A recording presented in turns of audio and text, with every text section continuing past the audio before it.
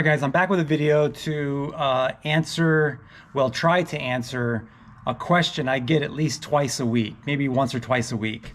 I always get the question of how are the max speeding rods doing in the 2JZ? Like, what are my opinion? Well, that's an extremely hard question to answer. They work. The car runs. So, I mean, there's really nothing to say about it. The one thing with rods is that you don't know how good the rod is until it fails, which is a pretty unfortunate, scenario to have to, test the car or, take it up to failure. So I don't know if any of you guys watched Steve Morris. He went through a situation with a set of rods that were perfectly fine until they hit a certain boost level. As soon as they hit that certain boost level, they exploded like a nuclear bomb. So, if you would have asked Steve the week before, hey, how's those rods? He would have been like, oh, they're great. They're the best rods ever, But that's like I said, that's the unfortunate thing with rods. You just don't know until they fail. So I can say that the car runs good. It spools up really quickly. And I know one of the reasons why it spools up quick is the weight of the rods. The weight of these rods is like 540 grams. I think. I have a video maybe a year ago on, I was weighing the rods and all that, but they're like 540, maybe 535 grams. And if you look at other rods and compare the weights, that's on the lighter end. I mean, that's one of the lighter rods. So I don't know what to make of that. Is that good or bad? I don't really know. Obviously that means there's less material in the rod, but it also means that it's going to rev quicker because it's lighter. There's less rotating mass, maybe, I don't know. So it's hard to say. One of the things I've kind of decided with this build is that I'm going to leave the turbo the way it is right now. I'm not going to upgrade turbos until down the road when I decide to upgrade the rods, because that turbo is only good for about 850 horse. So I'm kind of limited on turbo, and that's going to kind of save the rods, I think. Now, I don't know. I use nitrous too, so there's a lot of factors coming in, and I know that like not necessarily horsepower kills rods, but like torque does. So if I'm leaving off the trans brake at 5,500 RPMs and I hit it with nitrous at the same time, that's a load of torque hitting the tires and the crank and the rods and all that. Okay, so that's usually where we're going to get a failure. Maybe, I don't really know. But anyway, we'll take it out front, just cruise around a little bit. I'll do a couple pulls, and then yeah, I mean, like I said, there's not really much I can say to answer that question. They work great. The engine runs great. The oil pressure's great. So yeah, not much else I can say. So anyway, let's take it for a little rip and see what happens.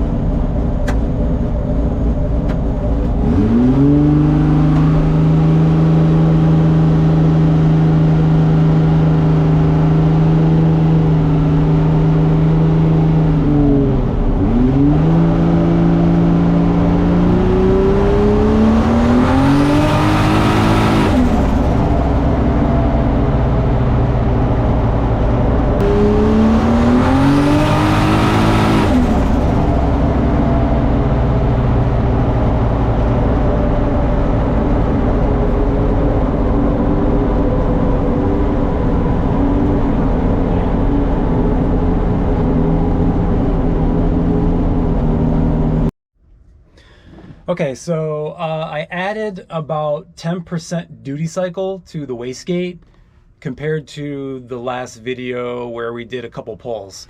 And it added about, I don't know, about 3 pounds of boost, maybe 3 pounds of boost. This thing feels nuts on the street. And I have the timing, like, I've backed the timing off a little bit just to be safe.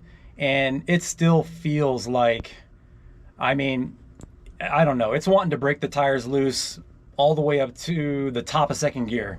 So the tune looks really good. I mean, I got it like spot on. I mean, it is just dead flat, 7980, 7980, 8079. I mean, it's perfectly on target. You can see right here. Hopefully you can see that without the reflection with the GoPro, but yeah.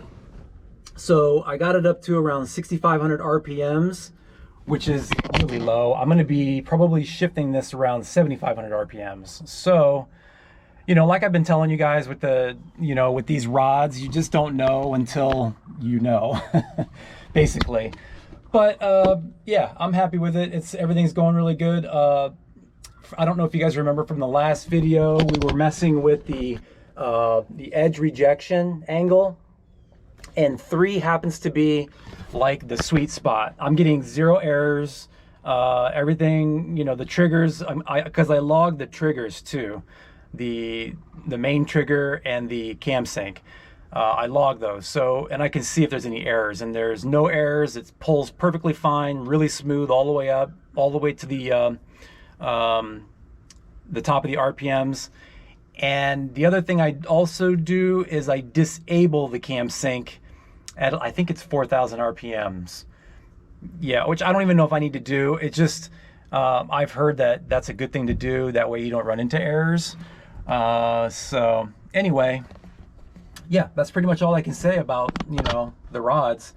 Okay, the other thing I will say is that you can break any rods if you have a bad tune, or low oil pressure, or too much timing.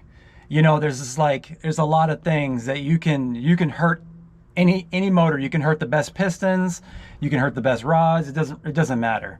All right, so that's probably gonna do it for this video. Like I said, you know, if you're wanting to make a decision on those rods based on what I'm saying, I don't know. Like, it's very hard to say. So, you know, I do appreciate all the comments and people asking me that, but it's hard to say. I really just don't know. I even actually tell people in the comments or in the messages that to be determined. So once we throw nitrous and everything into the mix, you just don't know. So, but anyway, that's gonna do it, guys. Check y'all later.